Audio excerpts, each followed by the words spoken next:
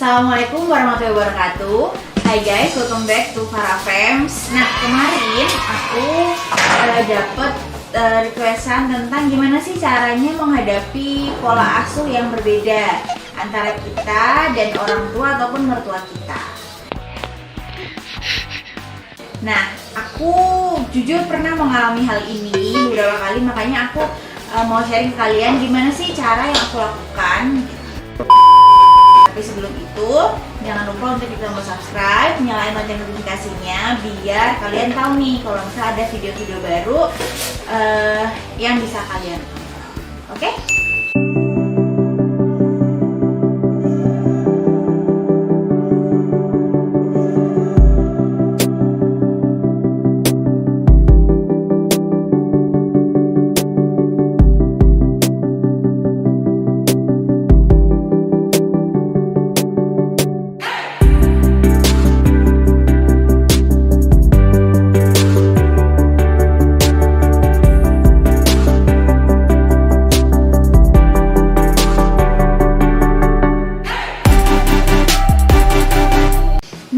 Jadi setelah aku melahirkan anak pertama aku, tentunya kan kita sebagai orang tua baru pastinya selain kita cari ilmu dari orang tua kita dulu, tapi pasti kita juga cari tahu informasi-informasi update terbaru, ilmu-ilmu baru yang memang relevan untuk pendidikan atau pola asuh anak kita.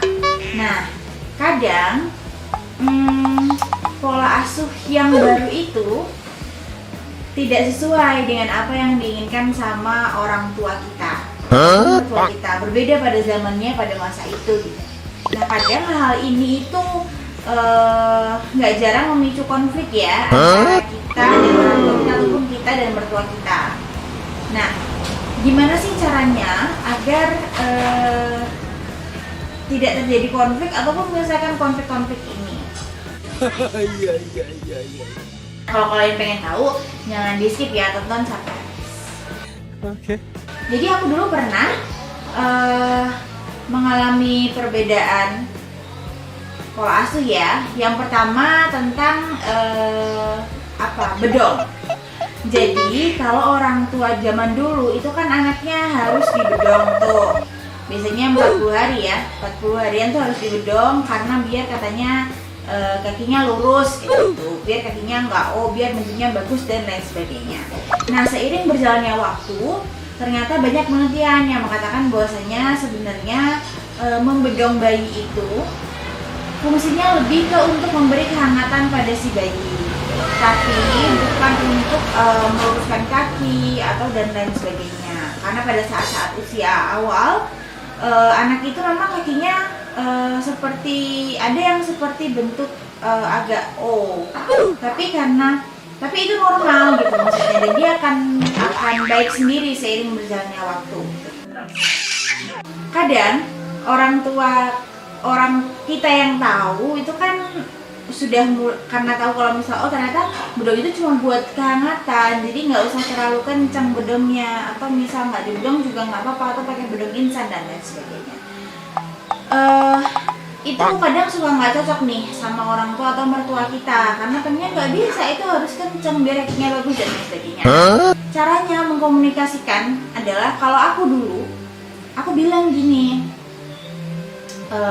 kebetulan ini orang tua aku ya, mamaku. Aku bilang, "Mah, ternyata sekarang itu pas kemarin aku tanya dokter, bedong itu bukan buat meluruskan kaki, karena ternyata kaki itu ya emang kayak gitu, kalau kakinya anak-anak nanti pas besar dia akan baik dengan sendirinya. Ternyata bedong itu emang fungsinya cuma buat kehangatan aja, jadi biar kadang kan dia kalau tidur suka kaget tuh, suka kaget-kaget, nah di bedong biar dia merasa hangat dan nyaman gitu, sehingga ketika misal ada gerakan dari badannya dia nggak terlalu kaget gitu." Jadi aku berusaha mengkomunikasikan ke mama dengan cara, "Ini loh Ma, dokternya tuh bilang seperti ini," gitu. Karena kadang orang tua kan nggak percaya sama kita karena merasa bahwasanya aku tuh duluan lahir, aku punya ilmu lebih banyak seperti itu. Tapi kan ya namanya kita anaknya ya, jelas ilmu kita lebih sedikit gitu. Tapi ketika kita ngomong kata dokternya tuh seperti ini, maka biasanya orang tua kita tuh cenderung akan oh ternyata kayak gini toh gitu, karena dokter dianggap orang tua kita tuh sebagai orang yang memang ahli dan memang sudah paham di bidang itu. Jadi ketika kita bawa nama dokter, biasanya orang tua kita oh ya sudah gitu, meskipun kadang ada ya masih sedikit-sedikit gimana gitu, tapi insya Allah nggak apa-apa, lama-lama juga bakal ngerti. Atau kalau misal masih aja kekeh, bisa juga kita bawa aja mama kita untuk sama-sama konsul ke dokter. Nah pada saat bersama ke dokter, pas periksain anak, pas kontrol anak, kita tanya sekalian, dok sebenarnya di bedong itu bener nggak sih dok untuk meluruskan kaki dan lain sebagainya, maka nanti akan dijawabkan sama dokternya. Nah di situ kan nanti orang tua kita juga dengar sendiri. Tuh. Iya. Nah, yang lain lagi adalah masalah ketika waktu aku hamil anak kedua dan aku memutuskan untuk tetap menyusui anakku yang pertama.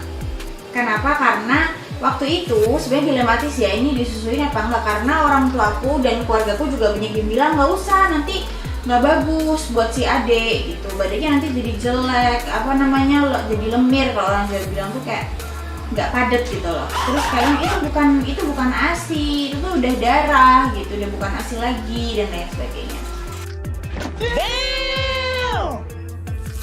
Nah, tapi karena aku sudah konsultasi dengan dokter, dua dokter kandungan dan dokter anak, aku merasa oke, artinya itu yang benar gitu.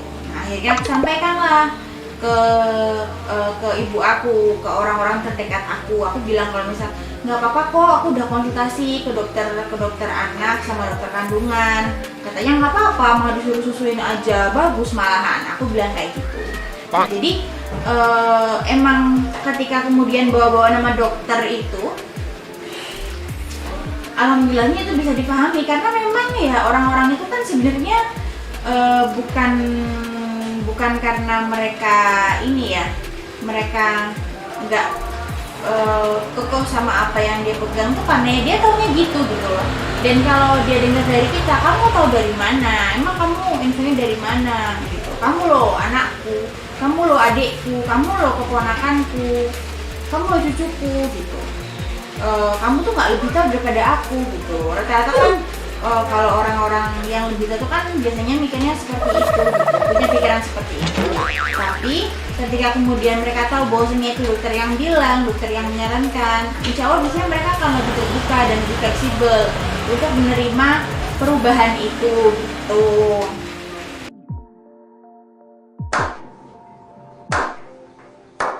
Kemudian kalau misal konflik yang sama mertua, nah kalau konflik sama mertua itu kalau dari sudut pandangku ya sebenarnya seperti ini. Kita itu kalau buat teman-teman yang sudah menikah dan sudah ibaratnya sudah memiliki rumah sendiri, entah itu mengontrak atau memang punya rumah sendiri, kan pasti kan intensitas bertemu dengan orang tua ataupun mertua itu kan tidak sesering itu ya gitu. Maksudnya nggak yang tiap hari ketemu kan gitu. Nah kalau dari aku ketika misalnya ketemu dan kebetulan nyenggol sama pola asuh, ya kalau aku diiyain aja gitu, tapi nggak usah dilakuin karena untuk menjaga perasaan orang tua dan mertua kita juga gitu. Maksudnya kadang kan orang tua dan mertua itu sangat sensitif ya, hatinya tuh mudah tersakiti gitu, jadi kadang ada juga yang nggak suka dibantah dan lain sebagainya. Makanya untuk menjaga itu kalau aku pribadi biasanya mengiyakan meskipun tidak aku lakukan gitu, karena ya udah untuk menjaga aja, toh juga orang tua aku sama mertua aku nggak tahu ini kalau nggak ngelakuin, yang penting aku sudah iya, orang tua juga merasa tenang, tidak merasa didurhakai ya, kan dibantah dan lain sebagainya. Aku pun juga nggak masalah karena ya udah gitu, diiyain aja. Tapi kalau bisa kalian adalah keluarga yang tipikal keluarga yang cukup sering bertemu dengan mertua atau orang tua, atau bahkan kalian tinggal bersama, nah bisa minta tolong suami untuk mengkomunikasikan, terutama ini kalau mertua ya, bisa minta tolong suami untuk mengkomunikasikan ke orang tuanya bahwasanya seperti apa dan seperti apa gitu. Kemudian kalau misal sama orang tua kita, ya kita yang komunikasikan dengan baik-baik gitu, karena biasanya kalau anak kandung atau anak saudara itu biasanya lebih enak, lebih fleksibel gitu ngomongnya dibandingkan anak mantu. Nah juga buat kalian para suami-suami atau istri-istri, suami sih kadang hal-hal yang berkaitan dengan pola asuh ini menjadi sangat sensitif dan emosional ya buat ibu atau istri kalian gitu. Jadi pahamilah, dengerin gitu. Maksudnya gimana sih, maksudnya si istri nih gimana gitu. Terus baiknya gimana gitu. Jadi jangan serta-merta ya udah sih ikutin aja gitu ya Pak ya. Karena insya Allah apa yang dimau istri, apa yang diinginkan istri, pola asuh yang dipilih istri, insya Allah itu pasti istri kalian sudah meriset sedemikian hingga dan sudah berusaha mencari tahu gimana sih yang terbaik untuk anak kalian. Jadi dihargain, didengerin, jangan diomelin doang Pak. Lah bocah, ngapa ya? Terus untuk para istri juga jangan lupa libatkan suami kalian untuk berdiskusi tentang pola pengasuhan anak kalian. Karena sekali lagi Bun, ini kan bukan cuma anak Ibun sendiri, ada buatnya berdua sama suami ya. Jadi libatkan suami, libatkan peran ayahnya untuk memikirkan pola asuh mana sih yang sesuai untuk anak kalian. Pilihan-pilihan mana, pertimbangan-pertimbangan mana yang kira-kira paling pas dan paling cocok untuk anak kalian. Jadi ketika ada apa-apa agar bisa menghadapi masalah-masalah yang terjadi berdua, ibu nggak stres sendiri, bapak juga nggak linglung ketika misalnya ditanyain suruh bela istrinya atau suruh apa, bapaknya juga nggak linglung karena bapaknya tahu secara pasti bahwasanya apa yang diberikan ke anak itu memang sudah yang terbaik. Begitu.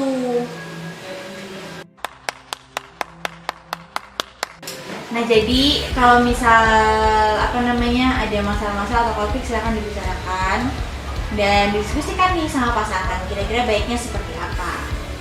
Tuh, atau misalnya pas ada nih kalian lagi ada masalah, ada pola asuh yang berbeda sama mertua atau orang tua kalian, kan bisa komunikasikan, Mas gimana ya ini gitu, gimana yang menyikapi ini, enaknya gimana ya, solusinya gimana ya, sehingga solusi dari masalah itu bisa cepat ketemu. Oke. Kuncinya adalah komunikasi dan terbuka sama pasangan. Sehingga masalah-masalah yang berkaitan dengan pola asuh, apalagi kan ini berkaitan sama orang tua dan mertua ya, insya Allah bisa terselesaikan dengan baik tanpa ada konflik yang berarti. Tuh. Nah, mungkin kalau dari aku segitu dulu pengalaman aku yang berkaitan tentang cara menghadapi pola asuh berbeda antara aku, orang tua, dan mertua. Kalau misal kalian yang lagi nonton ini kalian pernah mengalami masalah yang sama, kemudian solusinya apa, kalian bisa drop komen untuk cerita di bawah. Jadi biar bisa jadi insight juga buat ibu-ibu yang lagi mungkin sekarang sedang menghadapi masalah ini. Oke, segitu dulu untuk video hari ini. Aku ucapin makasih banget untuk yang udah nonton sampai akhir. Semoga video ini bermanfaat buat kalian semua. Aku tutup. Wassalamualaikum warahmatullahi wabarakatuh.